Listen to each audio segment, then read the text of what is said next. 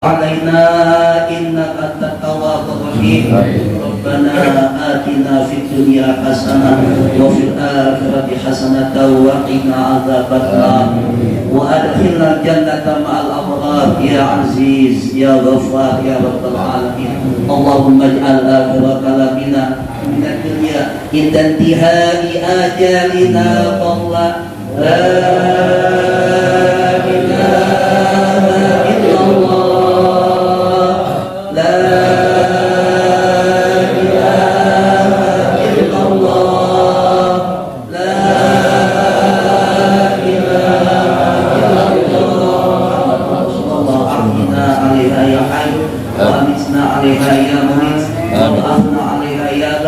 وانفعنا بها يوم لا ينفع مال ولا بنون إلا من أتى الله بقلب سليم. وصل اللهم بجلالك وجلالك على سيدنا محمد وعلى آله وصحبه أجمعين. وارزقنا كمال المتقى إلى الله وارضى بنا يا أرحم الراحمين. بفضل سبحان ربك رب العزة عما يصفون وسلام على المرسلين والحمد لله رب العالمين. الفاتحة. أعوذ بالله من الشيطان الرجيم. بسم الله الرحمن الرحيم. الحمد لله رب العالمين الرحمن الرحيم مالك يوم الدين. إياك نعبد وإياك نستعين. اهدنا الصراط المستقيم صراط الذين أنعمت عليهم غير المغضوب عليهم ولا الضالين. آمين. Amin amin ya rabbal alamin. Para jamaah sebelum dilanjutkan dengan doa penutup, mari sama-sama kita dengarkan mau'izah hasanah yang akan disampaikan oleh guru kami Abu Karam Kiai Haji Abdul Razak Iman, Suriah, Wakil Rais Suriah PCNU Jakarta Timur. Kata beliau, persilakan. Sallallahu alaihi Muhammad.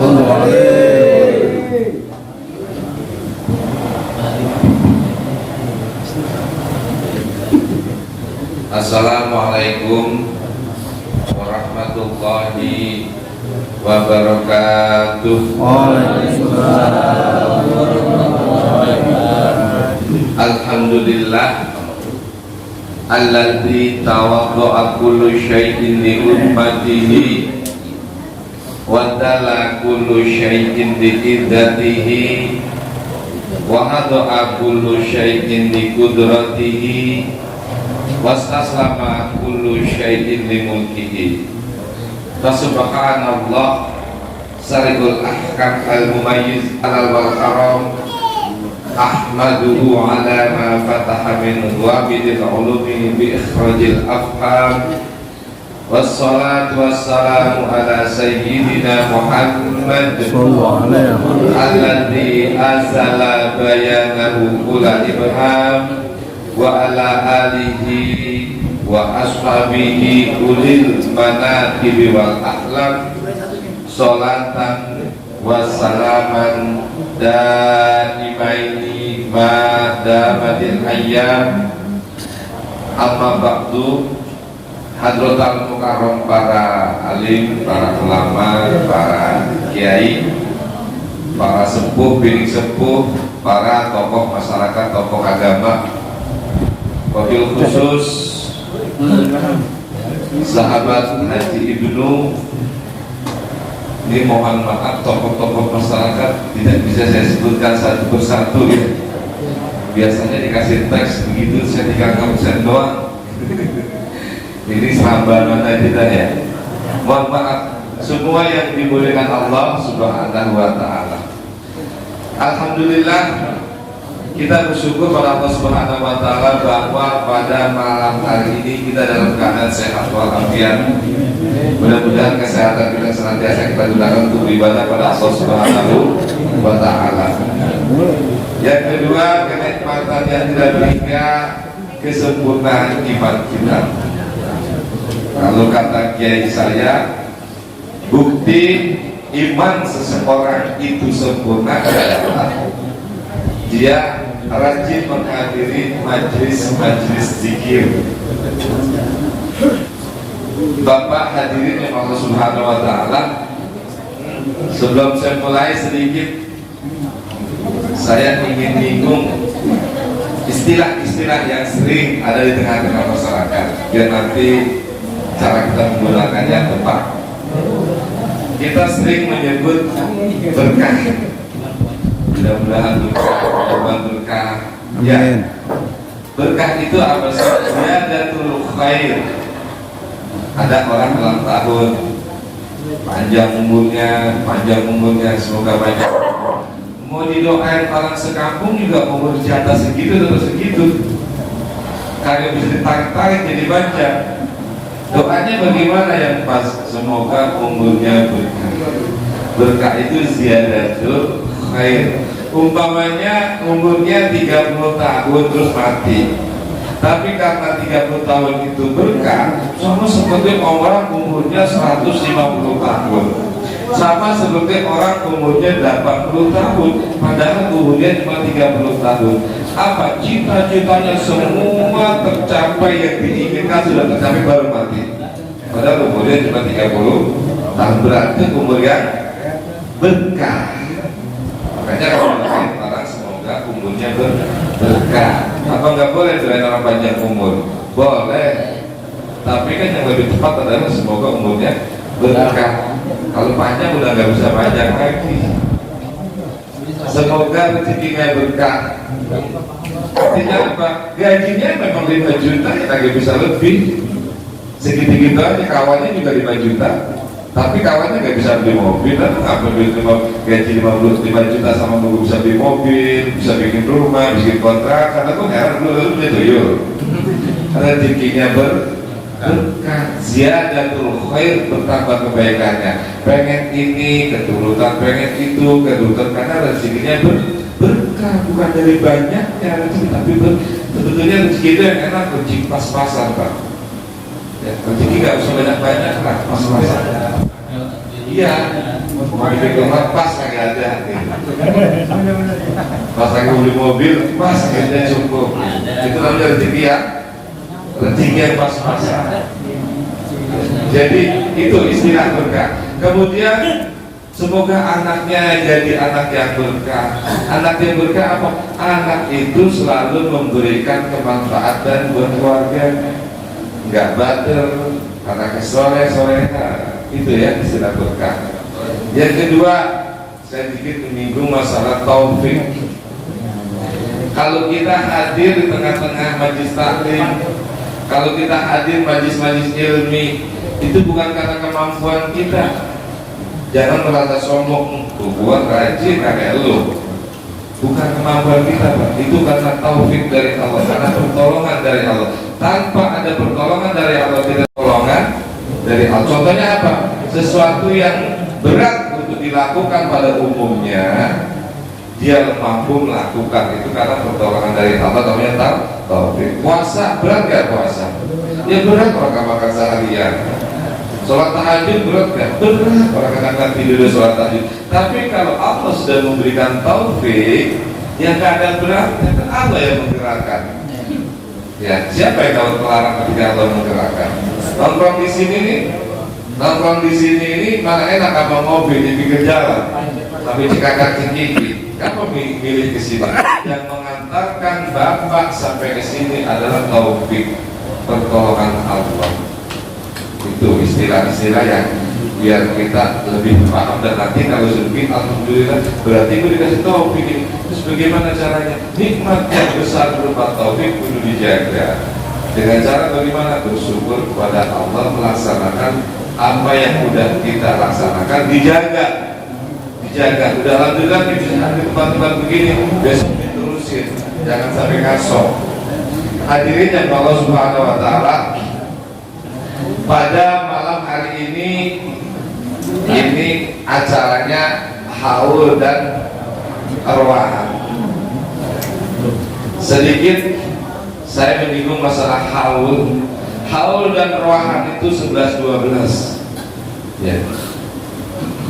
Ada pertanyaan begini, kenapa Nabi Muhammad yang dirayakan hari lahirnya yaitu Maulid Nabi, Kenapa para ulama, wali, tokoh masyarakat yang dirayakan hari kematiannya namanya haul?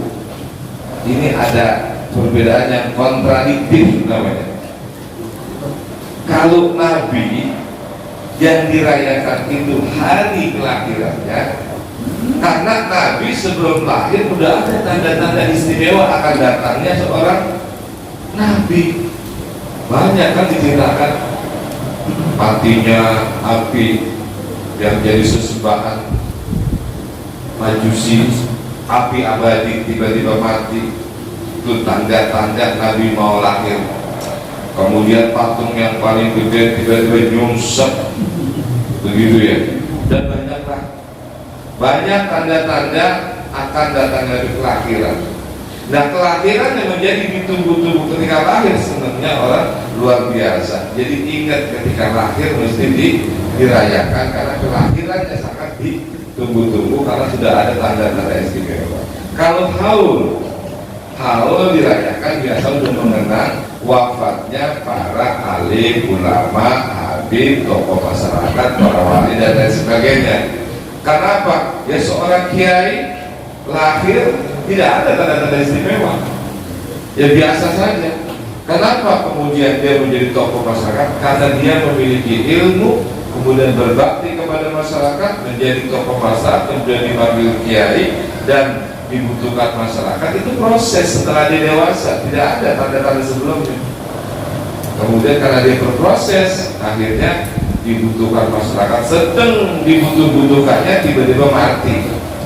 Ya Allah, kiai emang kita butuh banget teman kiai mati, maka dikenang adalah kematiannya yang kita kenal dengan cara kita merayakan, kita kirim doa. Haul itu acaranya apa aja? Yang kirim doa mengenang jasa kiai atau orang tua kita yang kita haulin itu dengan cara yang kita Fatihah, tahlil, tahmid, tazkir, kita baca mungkin khataman Quran dan sebagainya. Dan juga dalam haul kita mengungkap kembali sejarah orang yang dihaulin ini untuk sauri tauladan. Ini bapak namanya siapa nih Pak Ibu? Kiai Usman. Kiai Usman ini tokoh masyarakat, seorang kiai, banyak jasanya di tengah-tengah masyarakat.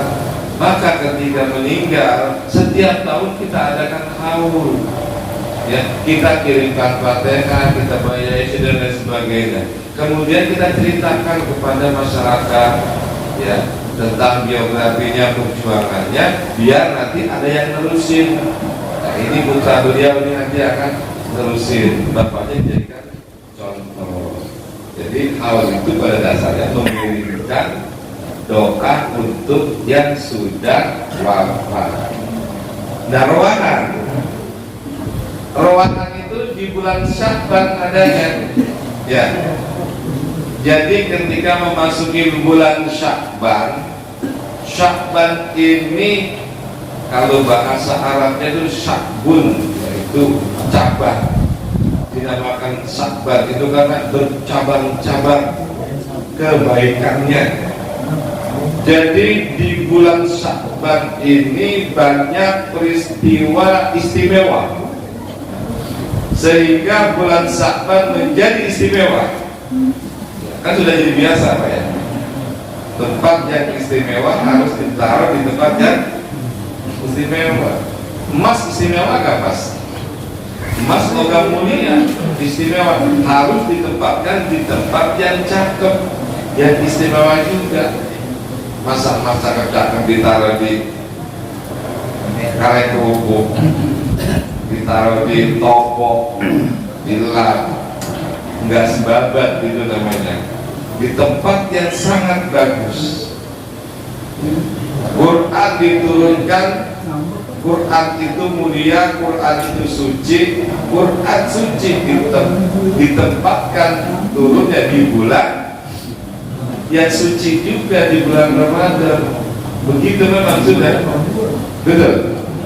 Nah, Sya'ban menjadi mulia itu karena apa? Karena di bulan Sya'ban banyak peristiwa penting. Kalau disebutkan ini ustaz-ustaz dulu ini, saya nggak mau nyebutin.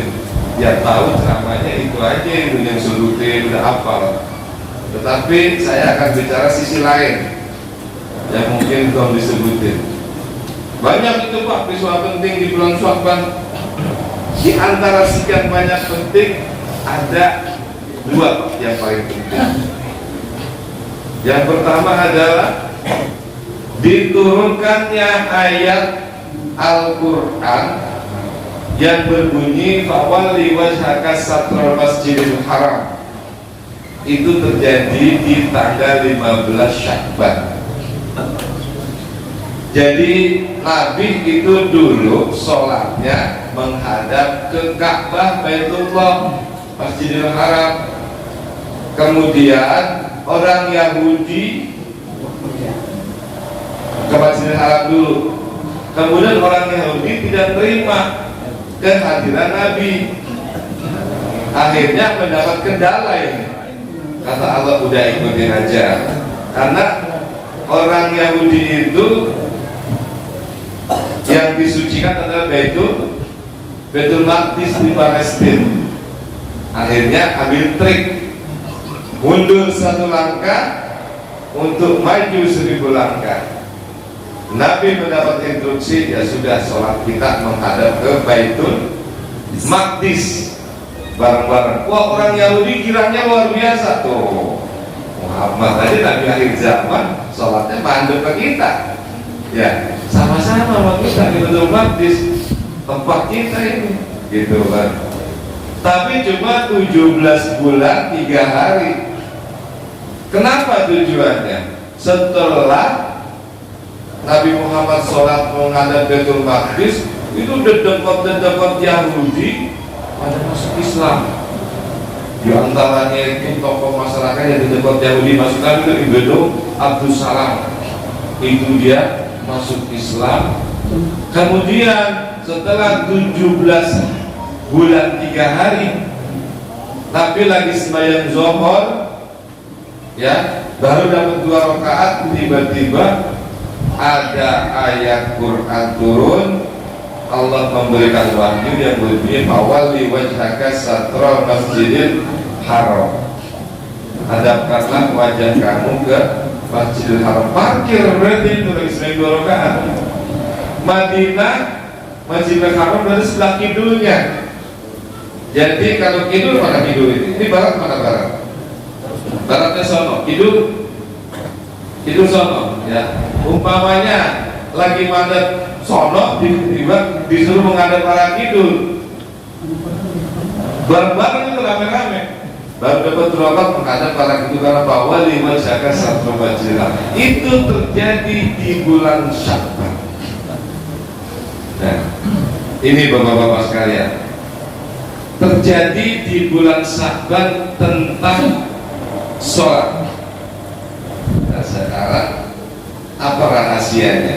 Rahasianya itu kalau kita berdakwah, ya, kalau kita berdakwah itu ikutin dulu itu, ya, ikutin apa kayak mancing, ya, dimakan ikutin aja itu kemana dimakan. Kita kalau udah dimakan, udah ditelan, tinggal tarik.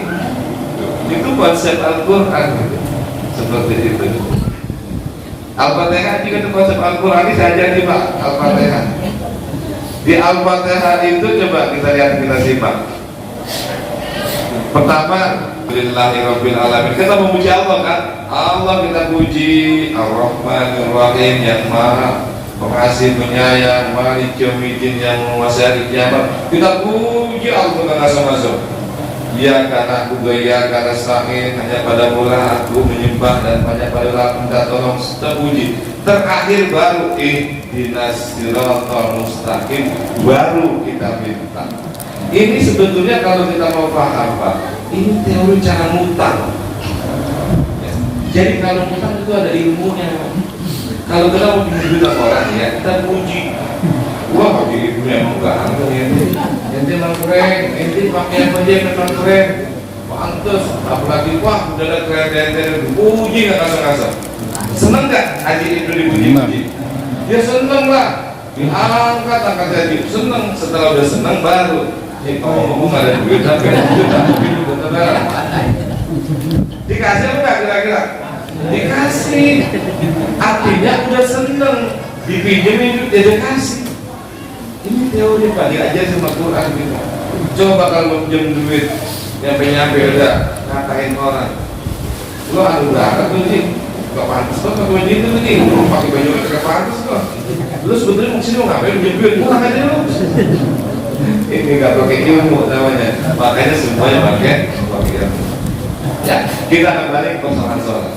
Ada sebetulnya Pak yang harus kita ketahui dan ini rahasia. Jangan ngomong-ngomong Pak ya. Ini rahasia. Kita bicara sholat sekarang. Ya. Ketika terjadi peristiwa Isra Mi'raj Nabi Muhammad SAW, ya, itu Allah memerintahkan kepada kita semua untuk sholat. Hikmahnya Isra Mi'raj dan perintah sholat 5 waktu, betul. Kenapa itu yang diperintahkan oleh Allah?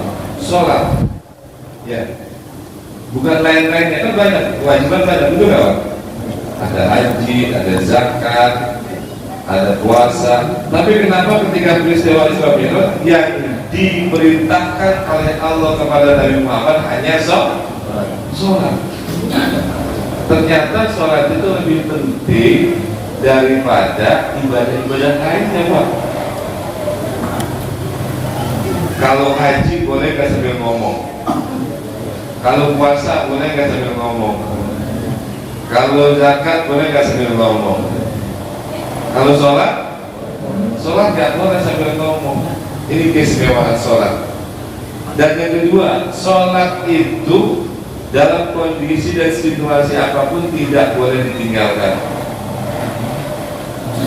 Dalam kondisi apapun, nggak kuat diri duduk, nggak kuat duduk tidur, nggak kuat tidur meremlek, ya, nggak ada wudhu tetap sholat, najis tetap sholat, di bis tetap sholat, nggak ada air tetap sholat, di pesawat tetap sholat, lagi perang tetap sholat. Coba bayangin Pak, sholat nggak ada istilahnya kudu ditinggal, nggak ada. Kalau puasa kan lagi sakit nggak puasa, zakat punya duit nggak zakat, kemudian haji nggak punya duit nggak haji. Tapi kalau sholat nggak bisa.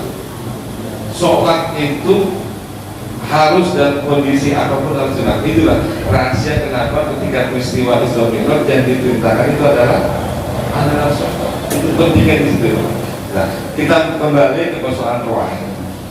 Rawah itu di bulan Sya'ban ini kalau bahasa Jawanya ada rawah. Rawah itu diambil dari kata arwah. Kenapa istilah ini diambil dari kata arwah kemudian disebut rawahan?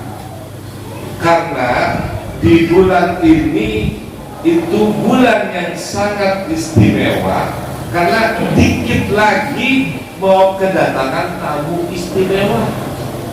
Dikit lagi mau kedatangan tamu yang maha suci, ya, yaitu bulan suci Ramadan. Sehingga bulan Sya'ban oleh orang Jawa dinamakan bulan arwah. Saat menghadapi bulan puasa, kita harus siap-siap nih mau kedatangan tamu istimewa. Kira-kira Pak, rumah kita kalau mau kedatangan Jokowi kita repot apa enggak? Itu semua kita cek di rumah.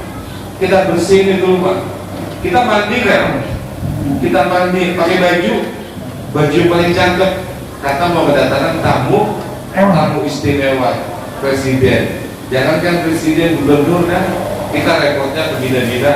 Ya, ini kita mau kedatangan bulan suci, kemudian kita harus membersihkan diri kita zahiran wa batinan. Pertama kali yang kita bersihkan apa? Hablum minan nas. Ya, pertama-tama yang kita lakukan adalah ini ada gua punya keturunan, gua punya nenek moyang, gua punya bapak, punya emak, punya kakek. Pertama-tama kita dahulukan adalah ingat kepada mereka. Ya, ayo rame-rame kita kirim doa buat para arwah Ayo besok kita pada ke kuburannya. Ya, ini yang sehingga dinamakan bulan ruahan arwah. Kita mengingat para arwah-arwah leluhur-leluhur kita. Karena apa? Karena kita mau menghadapi bulan suci. Kita bersihkan dulu. Kita sebagai anak udah berbakti apa enggak sama orang tua, sama kakek nenek yang udah pada meninggal. Terus yang kedua, ada lagi tradisi ruahan. Kalau di Jawa itu namanya mugengan ya. Kalau di Betawi itu ya namanya ruahan. Biasanya itu pada antar-antar makanan, begitu ya. Makanannya juga yang diantar itu enggak semuanya makanan, Pak. Jengkol enggak, yang diantar itu. Enggak itu bau semuanya. Biasanya makan-makanan diantar itu apa? Biasa makan diantaranya adalah kolak, ya, ketan, apem. Itu udah tradisi tuh, Pak. Kira-kira kalau di Betawi begitu enggak, Pak? Begitu, makanannya begitu juga? Iya, ketan. Itu kenapa? Ketan itu ada nilai filosofisnya. Ketan itu diambil dari kata khotokan, luput kesalahan. Ya, kita minta maaf atas berbagai macam kesalahan kepada manusia, kepada sanak famili, tetangga-tetangga. Kita bawain sebagai bahasa simbol kita mengakui atas kekhotokan kita, kesalahan kita. Dan ketan itu lengket, ya, ketan itu lengket dengan harapan simbol kelengketan keluarga, kelengketan keakraban sesama manusia, sesama tetangga, sesama kerabat dekat. Makanya bahasanya pakai batu ketan. Kemudian di situ ada kolak, ya, ada kolak di dalamnya itu yang kita bagi-bagi ini. Kolak itu juga bahasa simbol sebetulnya, Pak. Itu kholako, kholik, sang pencipta. Artinya kita ingat kepada Allah sang pencipta. Makanya bahasa simbol ya kholako, kholikun. Terus yang ketiga, ada apa di nampan itu? Isinya apem. Ya, apem itu bahasa Arabnya apa? Itu bahasa simbol. Artinya apem itu abun, abwan. Apa artinya? Maaf. Ya. Simbol kita meminta maaf kepada sesama manusia. Menghadapi bulan suci, bersihkan zahir batin. Kalau orang Betawi dulu biasanya pada mandi keramas pakai merang, betul? Ada orang Betawi kayak gitu, Pak? Saya juga asli Betawi, Pak. Makanya nama saya Abdul Ojak, pakai ojak, orang Jakarta. Kalau bukan orang Jakarta itu pakai Z. Makanya kalau ada nama saya Abdul Rozak, saya salahin, ganti itu Z-nya mencet. Karena panggilan saya Ojak, orang Jakarta.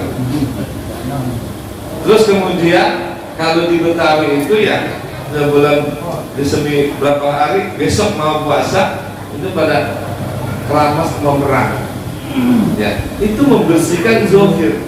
Sebetulnya dimaksud membersihkan jangan sama zahir aja, batinnya juga harus dibersihkan. Itu tadi dengan cara berbagi kue seperti itu.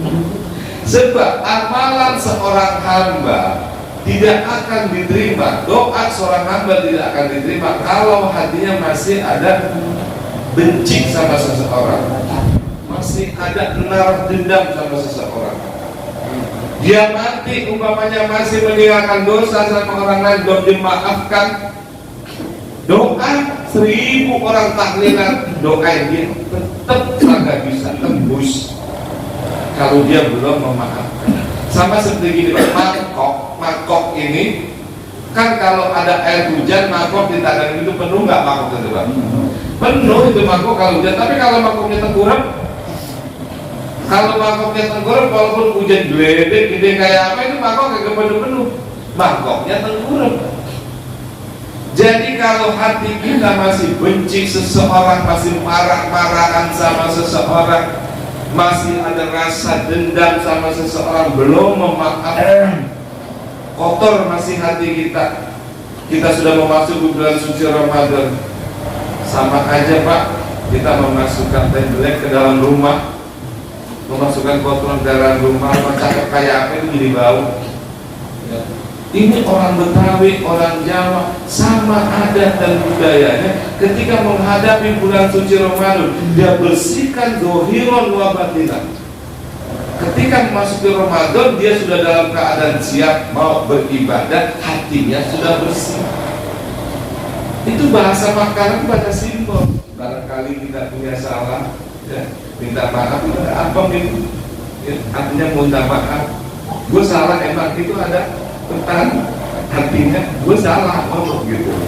Itu bahasa simbol. Jadi besok-besok kalau diantarin begitu pasti nanya, lu apa baik gue apa? Kalau sekarang udah tahu Pak. Ya kalau sekarang udah tahu ya. Jadi kalau ada kolak, ada apa, ada ketan, kok gue paham dah dulu minta maaf gue kan ya. Gak usah ngomong gue udah paham tuh punya makanan yang lu bawain. Itu bahasa simbol. Nah terus kemudian dia mandi, dia keramas, badannya dibersihkan karena apa? Giro mau menghadapi bulan suci. Dia mandi rapi-rapi, dia bersih-bersih karena apa? Saking senengnya mau menghadapi. Kalau orang nggak seneng mandi, mau datangkan tamu mandi nggak Pak? Kagak bakal mandi. Umpamanya kedatangan tamu nih, ya tamunya nggak disenengin. Tamu mau datang berdua amat, datangnya kagak. Lu nggak mandi dulu? Ngapain lu mandi? Tapi kalau tamu yang disenengin, yang dimuliain, yang dihargai, dia mandi tergerek-gerek, pakai wangi-wangian karena tamunya tamu yang sangat dimuliakan. Dia mandi dan bersuci. Kemudian baru dia menghadapi bulan suci Ramadan. Seneng aja Pak, kemudian mati. Ya, ini masuk surga man fariha bidul Ramadan. Kalau Allah jasaduhu alal miron. Barang siapa yang seneng hatinya mau datang bulan suci Ramadan, haram jasadnya untuk masuk ke dalam neraka.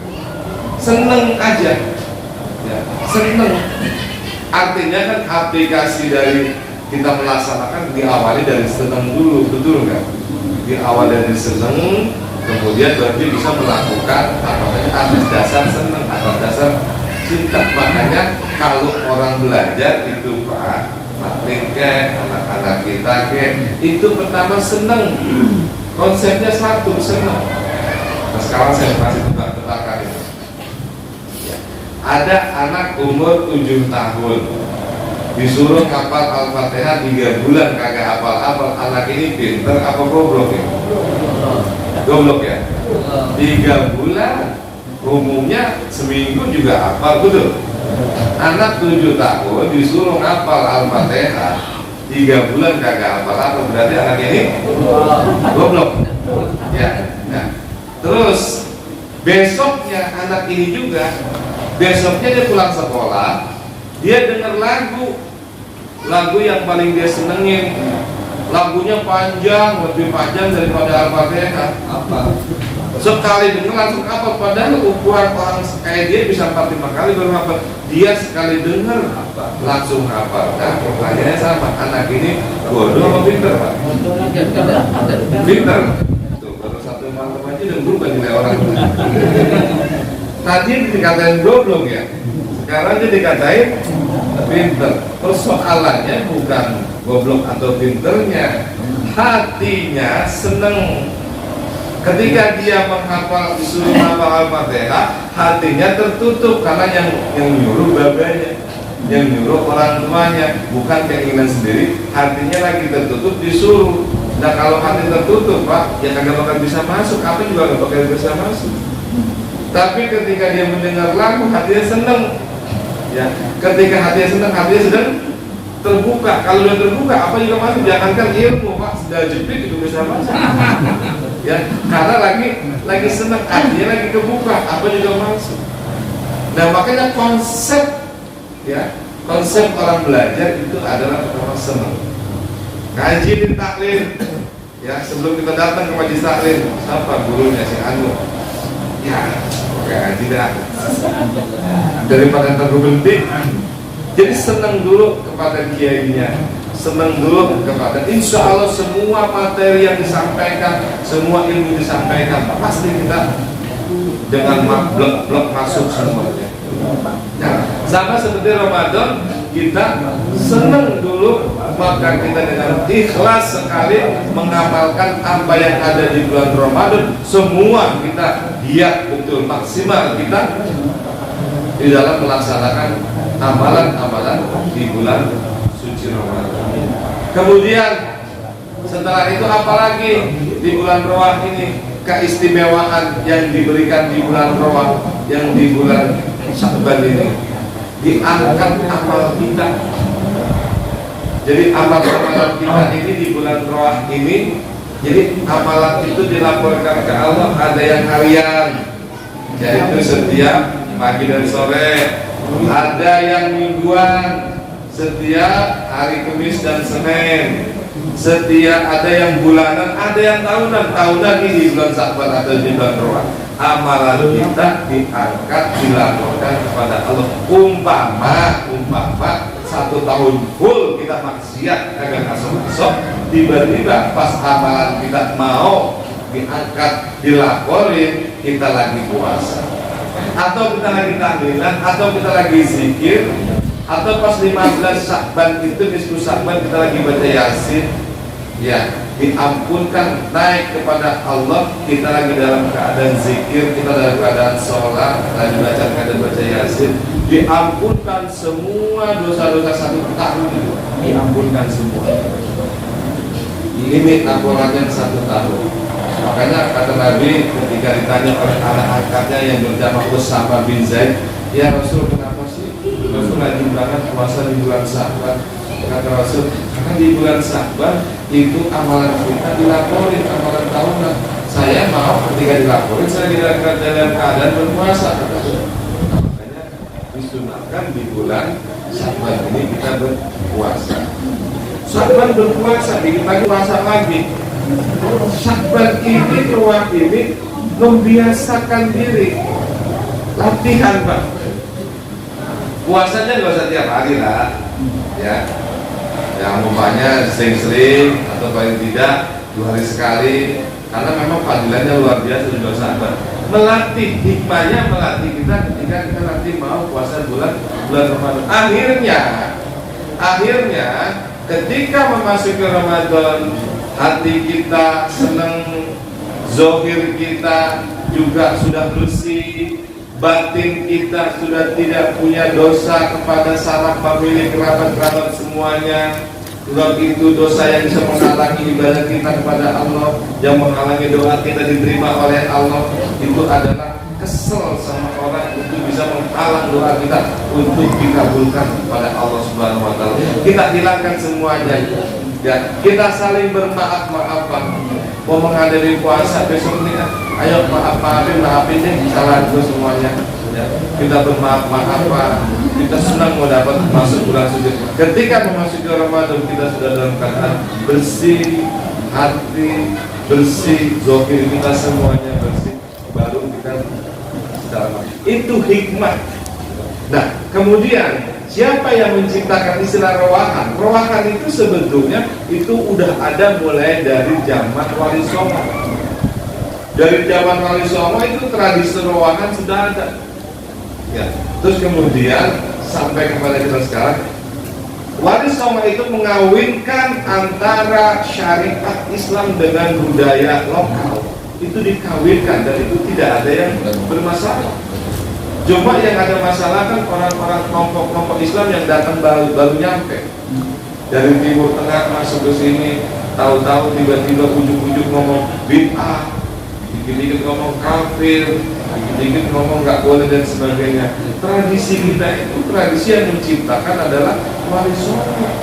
Tahlilan juga semua Wali Songo. Kemudian istilah ruangan semuanya ada, istilah-istilah tadi itu dalam Islam munggengan, ada Islam munggahan, itu istilah dari Wali Songo ya. Tujuannya itu apa? Mengawinkan budaya lokal ya, kepada syariat kita, itu tidak ada masalah. Ya, oleh karena itu di NU itu ada istilah namanya al-muhafadzatu ala qadimi sholeh wal ahdu bidadidil asla. Kita menjaga tradisi lama nenek moyang kita, mempunyai tradisi bagus, itu kita jaga. Kemudian kekayaan kita kan berupa budaya, Pak ya. Budaya-budaya ini harus kita lestarikan karena itu yang bikin kita paham memiliki banyaknya budaya, dan budaya itu al-adatul muhakkamah masuk dalam sistem syariat, kemudian itu tidak masalah, tidak bertentangan, itu kolaborasi. Tahlil itu termasuk awalnya budaya ya. Kemudian ada yang ngaji pakai lagam Jawa, itu kan kalau MK lebih nekat lagi dia, lagu apa namanya disolawatin, lagu malam kudus lagunya Natalan di menyanyikan sholawatan. Lagu itu nggak masalah, lagu ya. Yang penting syairnya, ini yang penting. Syairnya adalah pujian kepada Allah, pujian kepada Nabi. Masalah lagu itu terserah lagu mah, yang penting adalah syairnya. Kita akan khidmat di syairnya, artinya itu yang penting. Dan oleh karena itu Bapak-bapak hadirin Allah Subhanahu wa taala, mudah-mudahan malam ini kita tujuan datang ke sini adalah kita ingin membersihkan ya hati kita membersihkan zahir kita di acara rowahan ini ya. Kita mengiring kepada arwah-arwah ya yang sudah pada meninggal mendahulukan kita. Semoga mereka semuanya itu pada bahagia dengan keluarga kita, dan kita yang masih hidup ini mendapatkan pelajaran bahwa yang namanya mati itu pasti, dan kita nanti pasti akan mati, dan kematian itu merupakan nasihat bagi kita, nasihat yang paling penting bahwa kita nanti juga akan mati. Itu mengingatkan kepada kita. Oleh karena itu Nabi mengatakan di annal tuzakkirul akhirah ya. Jadi saya perintahkan ya kepada Nabi untuk ziarah kubur, di annal tuzakkirul akhirah, ziarah kubur adalah mengingatkan kita kepada akhirat. Mudah-mudahan apa yang saya sampaikan ini ada manfaatnya, paling tidak mengingatkan kita 1 tahun sekali untuk menghadapi Ramadan. Mari Pak kita maksimalkan ya. Mari kita maksimalkan. Nanti 15 Sya'ban kita nisfu Sya'ban. Ini ada beberapa daerah pernah saya sholat di sana. Itu istilah sholat nisfu Sya'ban. Ini saya lurusin ini. Ya. Bahasa sholat nisfu Sya'ban itu hanya istilah, bukan niatnya. Ya. Jadi usolli sholatan nisfu Sya'ban itu nggak boleh. Itu bid'ah, dan itu sudah di Bahsul Masailkan 1980, udah lama sekali di Surabaya. Ya. Keputusannya dalam Bahsul Masail itu adalah sholat nisfu Sya'ban itu haram, itu bid'ah. Makanya kalau nanti kita katakan niatnya jangan usolli sunatan nisfu Sya'ban rokaatain, tetapi niatnya ada 2, niat usolli sunatan hajati rokaatain atau usolli sunatan gitu saja, namanya sholat mutlak ya, sunat mutlak atau sholat hajat. Nah setelah itu baru kita baca Yasin 3 kali ya. Kita berdoa tuh di setiap satu Yasin kita berdoa. Nah ini yang diajari, bukan usolli sunatan nisfu Sya'ban. Jadi ini perlu karena di sebagian kampung kadang-kadang masih udah sholatnya rajin-rajin, ternyata haram yang kita lakukan, agak pakai ilmu sih ya. Makanya pentingnya orang ngaji itu di sini. Jadi banyak. Saya sebetulnya tadi juga saya habis ngisi tawafufan pengajian saya. Jadi kita menggalakkan orang untuk ngaji majelis taklim, Pak ya, karena banyak sekali orang yang beribadah ternyata ibadahnya itu salah. Itulah pentingnya orang hadir dalam majelis taklim. Satu contoh, saya tidak banyak lebar, saya hanya memberikan contoh biar nanti bapak-bapak kudu rajin taklim. Satu contoh, niat di dalam wudhu itu kan wajib, rukun, sesuatu yang harus ada. Kalau saya katakan nama itu Robin Hadasin Asghar pada nilai talas, itu niat bukan? Itu niat bukan? Nama itu Robin Hadasin Asghar pada nilai, itu niat bukan? Lagi usolli farzu ya arba rakaatin musabbihan bagi ada nama nilai talas, itu niat bukan? Itu bukan niat. Itu namanya talafuz, melafazkan. Niat itu di mana? Niat tempatnya adalah di hati. Kalau talafut tepatnya di lisan.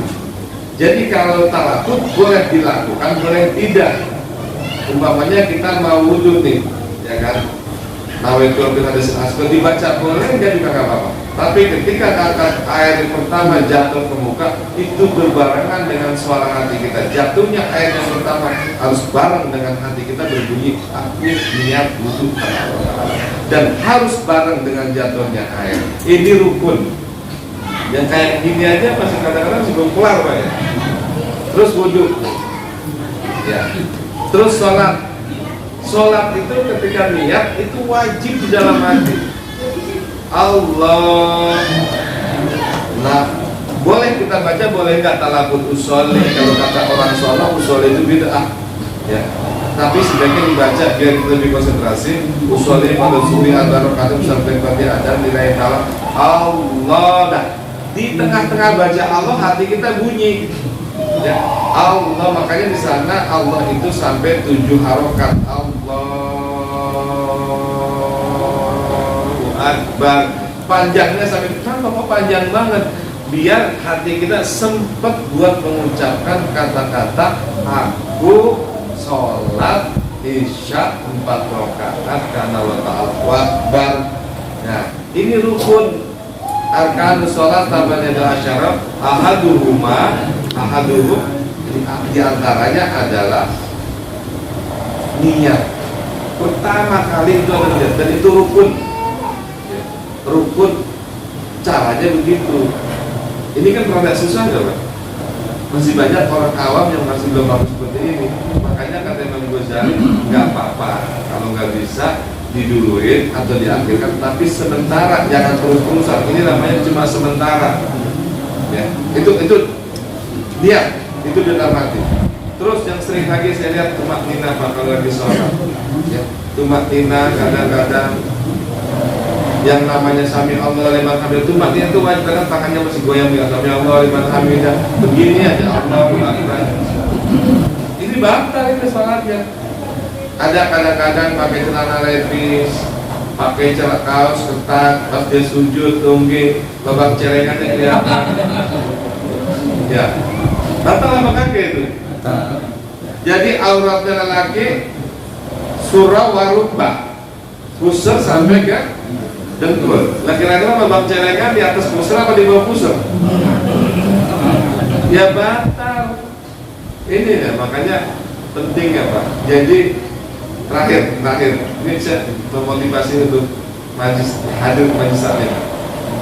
Jadi ketika setan itu ya goda mengecek mana orang alim, mana orang gak alim, mana orang ketiga ngerti, itu gini Pak, setan nanya gini sama orang yang gak suka ngaji, orang yang gak pintar.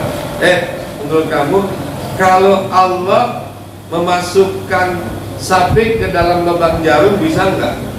Kata orang yang nggak pernah ngaji, dia bilang, ya nggak bisa lah. Lah lubang jarum kan kecil banget, sapi kan gede banget. Katanya nggak bisa, dia bilang begitu. Terus kemudian sama orang yang pinter, yang suka ngaji ini, ditanya sama setan, menurut kamu Allah bisa nggak memasukkan sapi ke dalam lubang jarum? Kata dia, ya bisa lah. Ya kan? Kenapa? Ya Allah, apa yang nggak bisa buat Allah? Bagaimana caranya? Bisa aja sapinya dikecilin, lubang jarumnya digedein.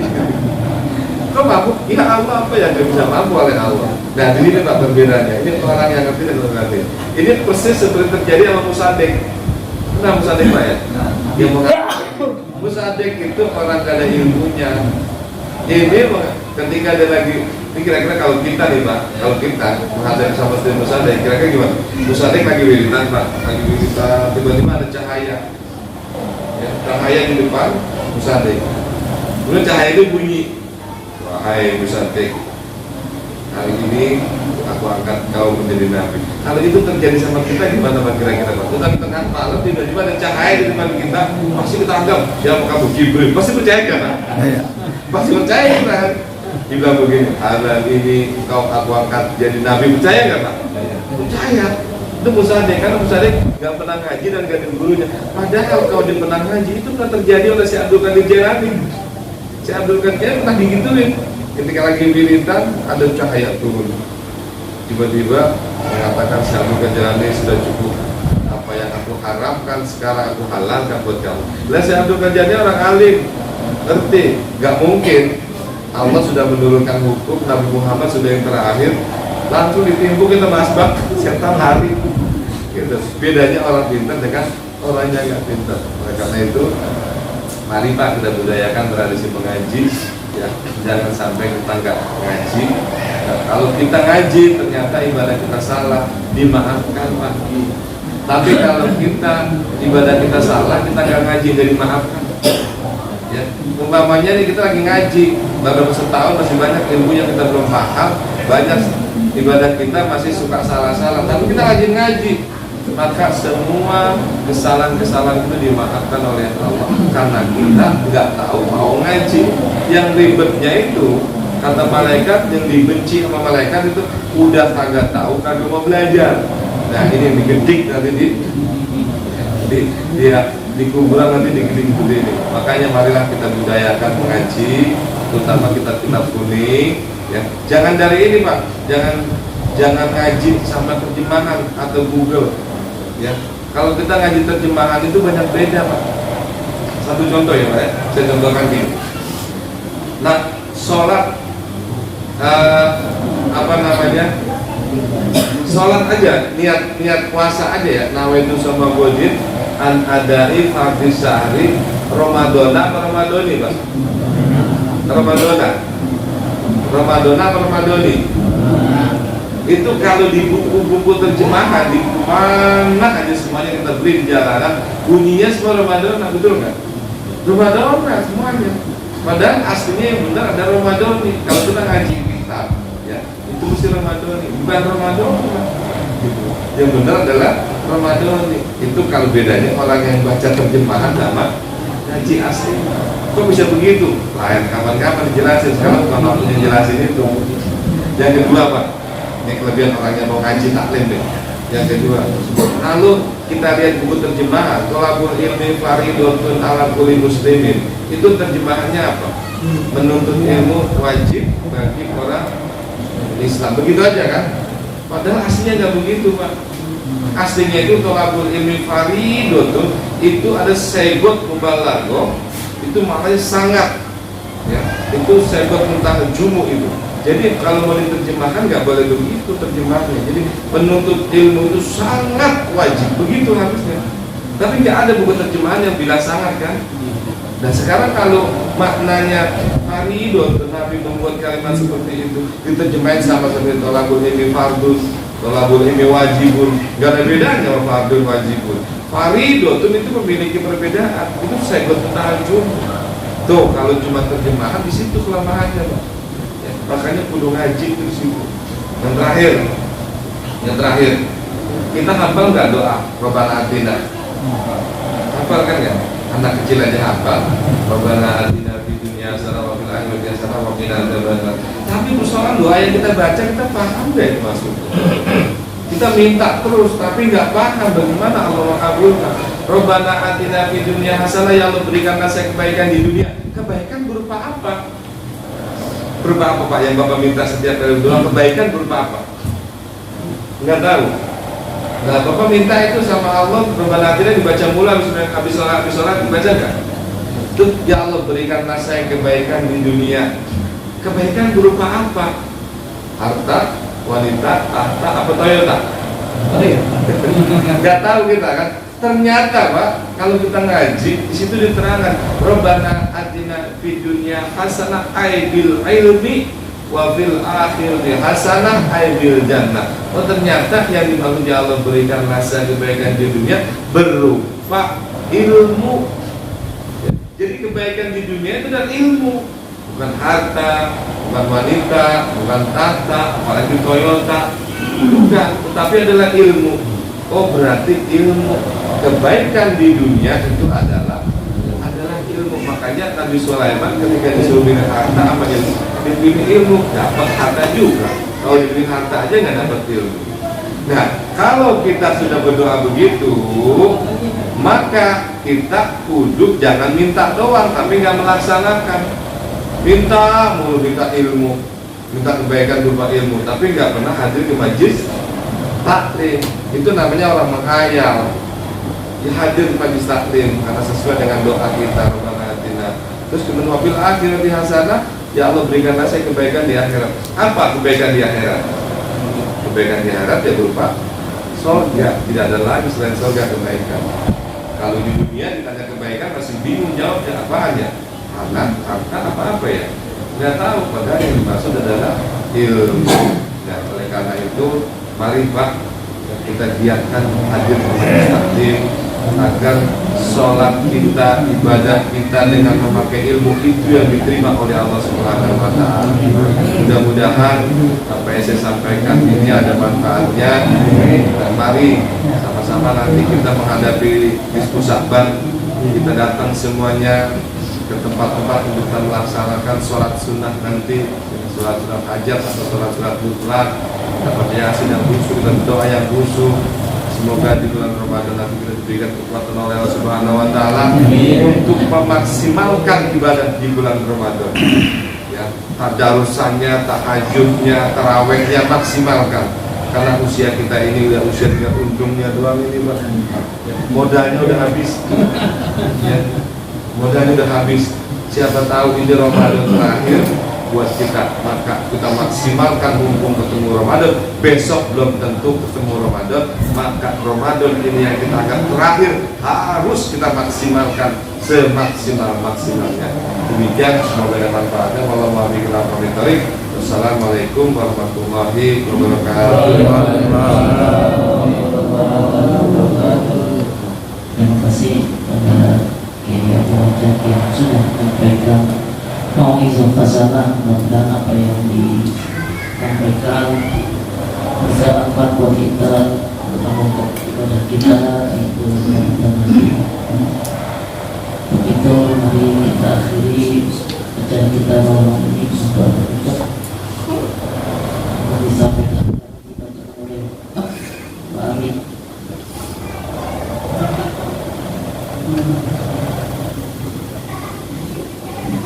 Allahumma sholli ala sayyidina Muhammadin wa ala alihi wa sahbihi ya ni'mal maula wa ni'man nasir.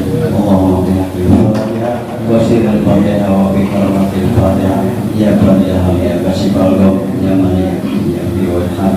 Allahumma inna hajatina ya Allah, hajati dunya wa dunya insyaallah, hajati akhirat wal maghfirah. Da'wahu ya subhanakallahumma wa tahiyyatuhum ya salam. Wa akhiru da'wana alhamdulillahi rabbil alamin. Amin. Demikian para jemaah yang kita mohon ini